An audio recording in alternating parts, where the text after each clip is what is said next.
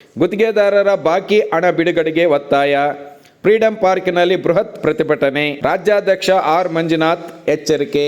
ಕರ್ನಾಟಕ ರಾಜ್ಯ ಗುತ್ತಿಗೆದಾರರ ಸಂಘದ ಅಧ್ಯಕ್ಷ ಆರ್ ಮಂಜುನಾಥ್ ಹಾಗೂ ರಾಜ್ಯ ಗೌರವಾಧ್ಯಕ್ಷ ವಿ ಕೃಷ್ಣಾರೆಡ್ಡಿರವರು ಕೋಲಾರ ನಗರದ ಪತ್ರಕರ್ತರ ಭವನದಲ್ಲಿ ಪತ್ರಿಕಾಗೋಷ್ಠಿಯನ್ನು ನಡೆಸಿದರು. ಇನ್ನು ಈ ಸಂದರ್ಭದಲ್ಲಿ ಕೋಲಾರ ಜಿಲ್ಲಾ ಗುತ್ತಿಗೆದಾರರ ಸಂಘದ ಕಾರ್ಯಾಧ್ಯಕ್ಷ BM ವೆಂಕಟರಮಣಗೌಡ, ಉಪಾಧ್ಯಕ್ಷ ಸುಧಾಕರ್ ರೆಡ್ಡಿ, ಕಾರ್ಯದರ್ಶಿ KM ಮುರಳಿ, SC/ST ಘಟಕದ ಅಧ್ಯಕ್ಷ ವಿ ಬಾಬು, ನಗರಸಭೆ ಗುತ್ತಿಗೆದಾರರ ಸಂಘದ ಅಧ್ಯಕ್ಷ H ಕೃಷ್ಣಪ್ಪ, OBC ಘಟಕದ ಅಧ್ಯಕ್ಷ ಜಯರಾಮ್, ಪ್ಲಂಬರ್ ಅಸೋಸಿಯೇಷನ್ ಅಧ್ಯಕ್ಷ ಶ್ರೀರಾಮ್ ಮತ್ತಿತರರು ಹಾಜರಿದ್ದರು. Kittandur Venkataram, Punch TV news, Kolar.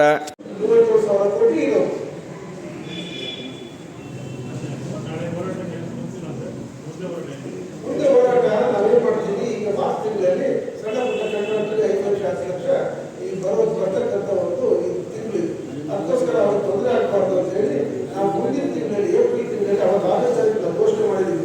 ಸರ್ಕಾರ ನಮ್ಮ ಮಾತಿಗೆ ಕಿಮ್ಮತ್ತು ಕೊಡಲಿಲ್ಲ ಅಂದರೆ ನಾವು ಏಪ್ರಿಲ್ ನಂತರ ಅನಿರ್ದಿಷ್ಟ ಅವಧಿಗೆ ಕೆಲಸಗಳು ಇರಿಸ್ಬಿಟ್ಟು ನಾವು ಮುಷ್ಕರ ಮಾಡೋದಕ್ಕೆ ನಾವು ತಯಾರು ಮಾಡ್ಕೊಂಡಿದ್ದೀವಿ. 6ನೇ ತಾರೀಕು ನಾವು ಅದನ್ನು ಕಾರ್ಯಕಾರಿ ಸದಸ್ಯರೆಲ್ಲರೂ ಸೇರಿಕೊಂಡು ಘೋಷಣೆ ಮಾಡೋದನ್ನು ನಾವು ಮಾಡ್ತೀವಿ. ಅವ್ರು ಏನಾಗ್ತಿದೆ ಅಂದರೆ 80% ಹೆಂಗೆ ಸಾಧ್ಯ? ಅಟ್ಲೀಸ್ಟ್ ಸದ್ಯಕ್ಕೆ ಹತ್ರ ಇರುವಂಥದ್ದು ಹೇಳ್ಬೇಕಲ್ಲ. ಅಲ್ಲಿಗೆ ಎಷ್ಟು ಸರ್? ಏನಿಲ್ಲ, ಎಷ್ಟು ಇಲ್ಲ. ನಾವು ಅದನ್ನ ಹೇಳೋದಿಲ್ಲ ಸ್ನೇಹಿತರೆ. ಯಾಕೆ ಹೇಳ್ತೀರಾ? ಧೈರ್ಯದಿಂದ ಹೇಳ್ತಿದೀವಿ ಹೊರತು ಅದನ್ನ ಏನ್ ಗೊತ್ತಾ, ನಮ್ದು ಸಣ್ಣ ಕಂಟ್ರಾಕ್ಟರ್ಗಳು ಸರ್ಕಾರ ಇದ್ದಾಗ ನೀವೇ ಹೇಳಿದ್ರು ನಿಮ್ಮ ಸ್ಥಾನದಲ್ಲಿ ಸಣ್ಣ ಸಣ್ಣ ಕಂಟ್ರಾಕ್ಟರ್ಗಳಿಗೆ ಬಹಳ ತೊಂದರೆ ಆಯ್ತು. ಹಂಗ ಆಗ್ಬಾರ್ದು ಅಂತ ಹೇಳಿ ಈಗ ನಾವು ಪರ್ಸೆಂಟೇಜ್ ಹೇಳ್ತಾ ಇಲ್ಲ. ಇಷ್ಟೇ ನೋಡಿ, ಅದ್ರಲ್ಲಿ ಏನಾಗ್ತಿದೆ ಅಂದ್ರೆ ಪರ್ಸೆಂಟೇಜ್ ಹೇಳಿದ್ರೆ ಕೊಡೋದು ಕೂಡ ಡೈವರ್ಟ್ ಮಾಡ್ತಾರೆ ಸರ್ಕಾರದವರು. ಅಂದ್ರೆ ಅದ್ರ ಬಗ್ಗೆ ಚರ್ಚೆ ಆಗುತ್ತೆ, ಅದ್ರ ಬಗ್ಗೆ ಕನ್ವರ್ಸೇಷನ್ ಆಗುತ್ತೆ, ಅದ್ರ ಬಗ್ಗೆ ವಿಧಾನಸಭೆಗಳಲ್ಲಿ ಚರ್ಚೆ ಆಗುತ್ತೆ ಹೊರತು ನಮ್ಮ ಕಂಟ್ರಾಕ್ಟರ್ಗಳು ಕಷ್ಟದಲ್ಲಿದ್ದಾರೆ, ಅಮಾಯಕರಿದ್ದಾರೆ, ಅವ್ರನ್ನ ಪಾಪ ಬಹಳ ತೊಂದರೆಲಿದ್ದಾರೆ, ಅವ್ರಿಗೆ 30,000 ಕೊಡ್ಬೇಕು ಅಂತ ಯಾರು ಯೋಚನೆ ಮಾಡಲ್ಲ. ಈಗಲೇ ಮಾಡ್ತಿಲ್ಲ ಅಂದಾಗ ಅವನ್ನೆಲ್ಲ ಹೇಳ್ಕೊಂಡು ಕೂತ್ಕೊಂಡ್ರೆ ಹಿಂದೆ ಮಾಡ್ತಾರೆ. ಹೀಗೆ ಜಾಸ್ತಿ ಆಗ್ತಿದೆ. ಎಲ್ಲ ಮಾಡ್ತಿರೋದಲ್ಲ ಅಧಿಕಾರಿಗಳು, ಎಂಜಿನಿಯರ್ಸ್ ಕೂಡ ಮಾಡ್ತಿರೋದು. ನಾವು ಎಲ್ಲ ಕಂಟ್ರಾಕ್ಟರ್ ನಾವು ಏನು ಗೊತ್ತಾ, ನಮ್ಗೆ ಇದು ವೃತ್ತಿಧರ್ಮ ಕಂಟ್ರಾಕ್ಟರ್ ಕೊಟ್ಟರೆ ಬೇರೆ ನಮಗೆ ಕೆಲಸ ಇಲ್ಲ. ನಮ್ಗೆ ನಿಮ್ಮ ಕೆಲಸ ಏನು ಗೊತ್ತಾ, ಪತ್ರಿಕೋದ್ಯಮಿ, ನೀವು ಅದೇ ಕೆಲಸನೇ ಮಾಡಬೇಕು. ಶಕ್ತಿ ಇರೋವರೆಗೂ ನಾವು ಶಕ್ತಿ ಇರೋವರೆಗೂ 3-4 ಇಲಾಖೆ, ಫಾರ್ ಎಕ್ಸಾಂಪಲ್ ನಾನು 3-4 ಇಲಾಖೆ ಕೆಲಸ ಮಾಡ್ತೀವಿ. ನಮ್ಮ ದುಡ್ಡು ಲಕ್ಷ ಕೋಟಿಗಟ್ಟಲೆ ಸಿಕ್ಕಾಗಿರ್ತದೆ. ನಾವು ಹೆಂಗೆ ಪರಿಸ್ಥಿತಿನ ಈ ತರ ಹೋಗ್ಬೇಕಾಗುತ್ತೆ ನೋಡೋಣ. ಮುಖ್ಯಮಂತ್ರಿಗಳು ಒಪ್ಕೊಂಡಿದ್ದಾರೆ, ಯಾವ ಕಾರಣಕ್ಕೂ ಲಂಚ ನಮ್ಮ ಕಾರ್ಪೊರೇಟ್ ಸಾಹೇಬ್ ಹೇಳಿಲ್ವಾ, ಲಂಚ ಹಿಂದೂ ಇತ್ತು, ಈಗಲೂ ಇದೆ, ಮುಂದೂ ಇರುತ್ತೆ ಅಂತ ಹೇಳಿಲ್ವಾ? ನಾವು ಅಲ್ಲಿಗೆ ಯಾರು ಕೆಲಸ ಮಾಡಕ್ಕಾಗಲ್ಲ, ಯಾವ ಕಂಟ್ರಾಕ್ಟರ್ಗಳು ಕೆಲಸ ಮಾಡಕ್ಕಾಗಲ್ಲ. ನೀವು ಒಂದ್ಸರಿ 5 ನಿಮಿಷ ಕಂಟ್ರಾಕ್ಟ್ ಅಂತ ನಮ್ಮ ಕಾಲದಲ್ಲಿ ಯೋಚನೆ ಮಾಡಿ. ಸರ್, ಇದು ನಾವು ಹೇಳ್ತಿರೋದಂದ್ರೆ ಒಬ್ಬರು ಶಾಸಕರನ್ನ ಹಿಡ್ಕೊಟ್ರು, ಒಬ್ರು ಯಾರೋ ಒಬ್ರು. ನೀವು ಯಾವಾಗಲೇ ಏನು ಹೇಳಿದ್ರೆ ಎಲ್ಲ ಪಕ್ಷಗಳಲ್ಲೂ ಈ ಥರ ಒಬ್ಬರು ಸಿಗ್ತಾರೆ ಅಂತ ಹೇಳಿದ್ರಲ್ವಾ? ಆಯಿತು, ಒಂದು ಜಿಲ್ಲೆಗೆ ಒಬ್ಬರನ್ನಾದ್ರೂ ನೀವು ಹಿಡಿದ್ರೆ ಕೂಡ ಅದೇ ಥರ ಇರೆಸ್ಪೆಕ್ಟಿವ್ ಆಫ್ ಪಾರ್ಟಿ ಸರ್. ಒಂದು 30 ಜನ ಶಾಸಕರಿಗೆ ಇದಾದ್ರೆ ಭಯ ಬರುತ್ತಲ್ಲ. ನಾವು ಮಾತಾಡ್ಬೋದು, ದುಡ್ಡಿನ ವಿಚಾರ ಇದು. ಮನೆ ಬಟ್ಟೆಗಳು, ಹೆಣ್ಮಕ್ಳುಗಳು, ಕುಟುಂಬಗಳು ಒದ್ದಾಡ್ತಿರ್ತಾರೆ, ಸಾಲ ಮಾಡ್ಕೊಂಡಿರ್ತೀವಿ. 2-3 ವರ್ಷ ಆದ್ರೂ ಕೂಡ ಬಡ್ಡಿ ಕಟ್ಟಕ್ಕಾಗಲ್ಲ. ನಮ್ದು ಎಲ್ಲ ಅಕೌಂಟ್ಸ್ ಎಲ್ಲ ಸೀಸ್ ಆಗೋಗಿರ್ತವೆ. GST ಪ್ರಾಬ್ಲಮ್, MDP ಪ್ರಾಬ್ಲಮ್, ಇವನ್ನೆಲ್ಲ ಇಟ್ಕೊಂಡು ಈ ಥರದಲ್ಲಿ ನೀವು ಈ ಥರ ನಾವು ಸರ್ಕಾರಕ್ಕೆ ಅವ್ರು ಏನು ಗೊತ್ತಾ ನೈತಿಕ ಬೆಂಬಲ ಕೊಟ್ಟಿದ್ದೀವಿ. ನಮ್ಗೆ ಏನಾಗಿದೆ ಅವ್ರು ಇರ್ತಕ್ಕಂಥ ಬಿಲ್ಗಳನ್ನೆಲ್ಲ ಕೊಡುವಂಥ ಕೆಲಸ ಮಾಡಿದ್ದೀವಿ. ಅವ್ರ ಮನೆ ಬಗ್ಗೆ ಸಾಂತ್ವನ ಹೇಳಿದ್ದೀವಿ. ಮುಂದೆ ಅವ್ರಿಗೆ ಏನಾಗಬೇಕು ಅನ್ನೋದು ಏನಾಗಬೇಕು ನಮ್ಮ ಸರ್ಕಾರದಿಂದ ನಾವು ಸಹ ಅಟೆಂಡ್ ಮಾಡಿದ್ದೀವಿ. ಕೇಂದ್ರ ಸಂಘದವರು ಇದೆಲ್ಲ ನಾವು ಮಾಡ್ಬೋದೇ ಹೊರತು ನಾವು ಈಗ ಬೇರೆ ಥರ ತೀರ್ಮಾನಗಳು ಕೆಲವರೆಲ್ಲ ಏನು ಗೊತ್ತಾ ಅಡ್ವೈಸ್ ಆಗಿ ಹೇಳಿರ್ತಾರೆ ಕೆಲಸ ಏನೋ ಒಂದು. ನಾವೇನು ಗೊತ್ತಾ ಇಂಜಿನಿಯರ್ಸ್ ಮೇಲೆ ನಂಬಿಕೆ ಕೆಲಸ ಮಾಡಿರ್ತೀವಿ.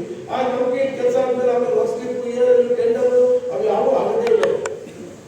ಈ ತರ ವ್ಯವಸ್ಥೆ ಇರೋದ್ರಿಂದ ಕಂಟ್ರಾಕ್ಟರ್ಗಳು ನೀವು ಅನ್ಕೊಂಡಂಗೆ ಅಷ್ಟು ಬಹಳ ಕರೆಕ್ಟ್ ಇಲ್ಲ. ನೀವು ನಮ್ಮ ಹತ್ರ ಒಂದ್ಸರಿ ನಾವೆಲ್ಲ ಒಂದ್ಸರಿ ಕಂಟ್ರಾಕ್ಟರ್ ಅಂತ ಒಂದು ಯೋಚನೆ ಮಾಡಿ ಸರ್, ಹೀಗೆ ಗೊತ್ತಾಗುತ್ತೆ ಕಷ್ಟ ಇಲ್ಲ ಸರ್. ರಾಜ್ಯಾದ್ಯಂತ ಗುತ್ತಿಗೆದಾರರಿಗೆ 37,000 ಕೋಟಿ ದುಡ್ಡು ಸರ್ಕಾರ ಮಾಡಿದೆ. ನಾವು ಸಾಕಷ್ಟು ರಿಕ್ವೆಸ್ಟ್ ಮಾಡಿ, ಮಂತ್ರಿಗಳಿಗೆ ಮೀಟ್ ಮಾಡಿ, ಎಲ್ಲ ಇಲಾಖೆಯ ಮುಖ್ಯಸ್ಥರು ಮೀಟ್ ಮಾಡಿದ್ರು ನಮ್ಮ ಕೆಲಸ ಆಗಿಲ್ಲ. ಸಾಕಷ್ಟು ಗುತ್ತಿಗೆದಾರರು ನಮ್ಮ ಮನೆ ಬಿಟ್ಟಿದ್ದಾರೆ, ಕೆಲವರು ಸೂಸೈಡ್ ಮಾಡ್ಕೊಂಡಿದ್ದಾರೆ. ಪೇಪರಲ್ಲಿ ನ್ಯೂಸ್ ಮಾಡಿಲ್ಲ ನಾನು, ಯಾಕಂದರೆ ಅದು ಒಂದು ಮರ್ಯಾದೆ ಪ್ರಶ್ನೆ ಆಗಿರುವಾಗ ನಾವೆಲ್ಲ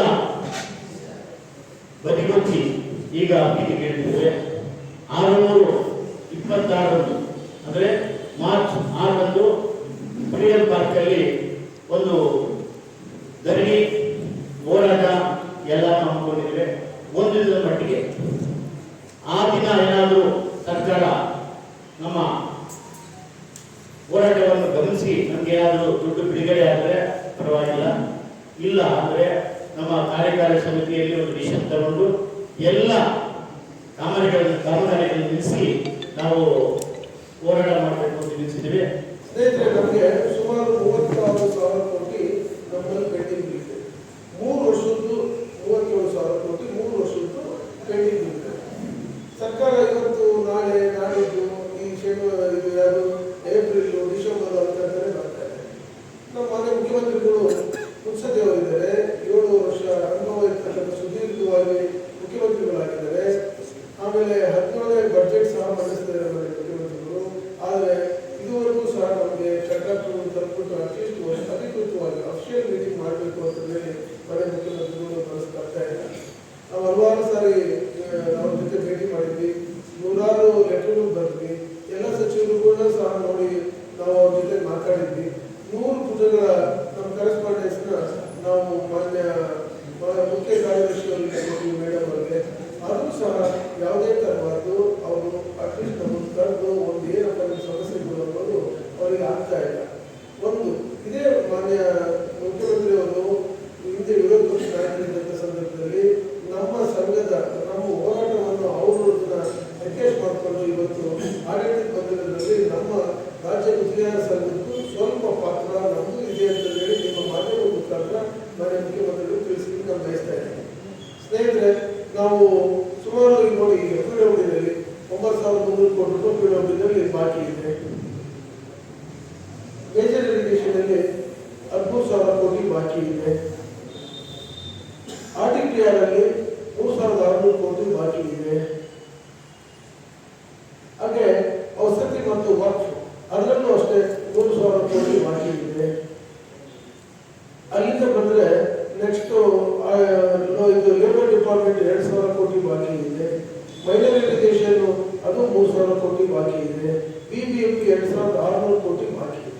ಇದೆಲ್ಲರೂ ಸೇರಿದ್ರೆ 37,000 ಕೋಟಿ ನಮ್ಮಲ್ಲಿ ಬಾಕಿ ಇದೆ. ಸ್ನೇಹಿತರೆ, ನಾವು ಹಿಂದೆ ಮಾನ್ಯ ಮುಖ್ಯಮಂತ್ರಿಗಳು ವಿರೋಧ ಪಕ್ಷದಲ್ಲಿ ಇದ್ದಂಥ ಸಂದರ್ಭದಲ್ಲಿ ನಮ್ಮ ಸರ್ಕಾರ ಬಂದ್ಬಿಟ್ರೆ ನಾವು ಪ್ಯಾಕೇಜ್ ಮಾಡಲ್ಲ ಅಂತ ಹೇಳ್ತಾ ಇದ್ರು.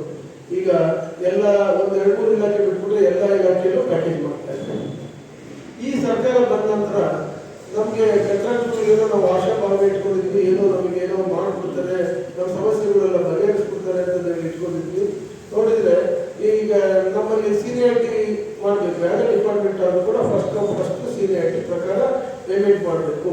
ಈ ಸರ್ಕಾರದಲ್ಲಿ 2-3 ಇಲಾಖೆ ಬಿಟ್ಬಿಟ್ರೆ ಬೇರೆ ಯಾರೂ ಸೀನಿಯಾರಿಟಿ ಮೇಂಟೈನ್ ಮಾಡ್ತಾ ಇಲ್ಲ, ಜ್ಯೇಷ್ಠತೆ ಮೇಂಟೈನ್ ಮಾಡ್ತಾ ಇಲ್ಲ.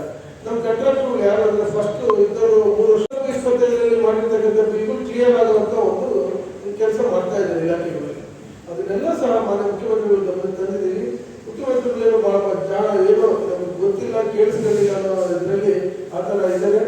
ಆಮೇಲೆ ಈ ಹಲವಾರು ಇಲಾಖೆಗಳಲ್ಲಿ ಈಗ ನಮಗೆ ನಮ್ಮ ಕರ್ನಾಟಕ ಕಂಟ್ರಾಕ್ಟರ್ಗಳಿಗೆ ಯಾರು ಗುತ್ತಿಗೆ ಸಿಗ್ತಿಲ್ಲ. ನೋಡಿರ್ಬೋದು, ದೊಡ್ಡ ಪ್ಯಾಕೇಜ್ಗಳೆಲ್ಲ ಮಾಡಿಬಿಟ್ಟು ದೊಡ್ಡ ಕಂಟ್ರಾಕ್ಟರ್ಗಳು ಹೊರ ಜಿಲ್ಲೆಯಲ್ಲೂ ಹೊರ ರಾಜ್ಯದಲ್ಲೂ ಬಂದು ಕೆಲಸ ಮಾಡುವಂಥ ಕೆಲಸ ಈಗ ನಡೀತಾ ಇದೆ. ಅದು ಕ್ಯಾಬಿನೆಟಲ್ಲೇ ಸಹ ಅಲ್ಲೇ ಅಪ್ರೂವ್ ಮಾಡಿ ಬಿಟ್ಬಿಡ್ತಾರೆ. ಅಲ್ಲೇ ಕ್ಯಾಬಿನೆಟಲ್ಲಿ ಅಪ್ರೂವ್ ಆಗ್ಬೇಕಾದ್ರೆ ಮಾನ್ಯ ಮುಖ್ಯಮಂತ್ರಿಗಳು ಹೇಳಿದ್ರು, ಹಿಂದೆ ಬೊಂಬೈ ಸರ್ಕಾರ ಇದ್ದ ಸಂದರ್ಭದಲ್ಲಿ ನಾನು ಪ್ಯಾಕೇಜಿಗೆ ಕೊಡೋದಕ್ಕೆ ಅವರು ಆದೇಶ ಮಾಡಿದ್ದಾರೆ. 1 ಕೋಟಿವರೆಗೂ ನಾವು ಟೆಂಡರ್ ಪ್ಯಾಕೇಜ್ ಮಾಡ್ಬೋದು ಅಂತ. 10 ಜಿಲ್ಲೆ ಸೇರಿ 200 ಕೋಟಿ ಪ್ಯಾಕೇಜ್ ಮಾಡೋದು ಎಷ್ಟು ಸತ್ಯ ನೀವು ಹೇಳಿ? ಅದು ನಮಗೆಲ್ಲ ಸಿಗೋದಿಲ್ಲ, ಈ ಗುಂಪಿನವ್ರಿಗೆ ಯಾರಿಗೂ ಸಿಗೋದಿಲ್ಲ. ಅದೆಲ್ಲ ಸಿಗೋದಿಲ್ಲ. ದೊಡ್ಡ ಯಾರೋ ಹೊರ ರಾಜ್ಯದ ಕಂಟ್ರಾಕ್ಟರ್ಗಳು ಅನುಕೂಲ ಆಗೋರಿಗೆ ಆ ಥರ ಪ್ಯಾಕೇಜ್ ಮಾಡುವಂಥದ್ದು, ಆ ಥರ ಕ್ಯಾಬಿನೆಟಲ್ಲಿ ಅನುಮೋದನೆ ಮಾಡುವಂಥ ಒಂದು ಕೆಲಸನ ಮಾನ್ಯ ಮುಖ್ಯಮಂತ್ರಿಗಳು ಮತ್ತು ತಂಡದವರು ಮಾಡ್ತಾ ಇದ್ದಾರೆ.